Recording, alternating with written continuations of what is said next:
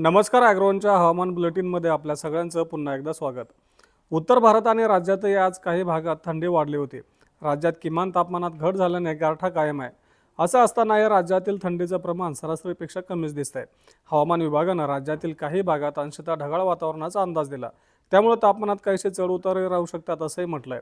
उत्तर भारतात थंडीच्या कडाक्यातही चढउतार सुरूच आहेत. एका मागोमाग एक येणाऱ्या चक्रवातांमुळे थंडी सातत्यानं कमी अधिक होत आहे. आज पंजाबमधील आदमपूर येथे देशाच्या सपाट भूभागावरील नीचांकी 3.8 अंश सेल्सिअस तापमानाची नोंद झाली होती. तर राजस्थान आणि परिसरावर चक्राकार वाऱ्यांची स्थिती आहे. वायव्य भारतात 150 नॉट्स वेगानं पश्चिमेकडील जोरदार वाऱ्यांचे झोत कायम आहेत. या परिस्थितीचा राज्यातील थंडीवरही परिणाम होताना दिसतोय. राज्यातील किमान तापमानातही चढउतार कायम आहेत. काही भागात थंडीचे प्रमाण जास्त दिसत आहे. विशेष करून उत्तर महाराष्ट्र, मराठवाडा आणि विदर्भातील काही भागात थंडी तुलनेत कमी अधिक जाणवते, तर काही भागात धुक्याची धुलही पाहायला मिळते. किमान तापमानाचा पारा घसरल्याने उत्तर महाराष्ट्र आणि मराठवाड्यातील काही ठिकाणी तापमान 10 अंशाच्या खाली घसरलंय.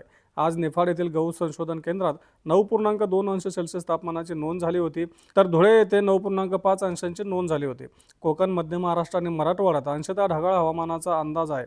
ढगाळ हवामानामुळे या भागातील किमान तापमानात चढ उतार होण्याची शक्यता हवामान विभागानं दिली आहे. हे होतं आजचं आपलं हवामान बुलेटिन. हवामान बुलेटिनमधून आपण रोज सायंकाळी 4 वाजता आपल्या राज्यातील हवामानाचा आढावा घेत असतो. त्यासाठी आपल्या ॲग्रोवनच्या चॅनलला नक्की सबस्क्राईब करा आणि हा व्हिडिओ जास्तीत जास्त शेतकऱ्यांपर्यंत पोहोचवण्यासाठी लाईक आणि शेअर करायला विसरू नका.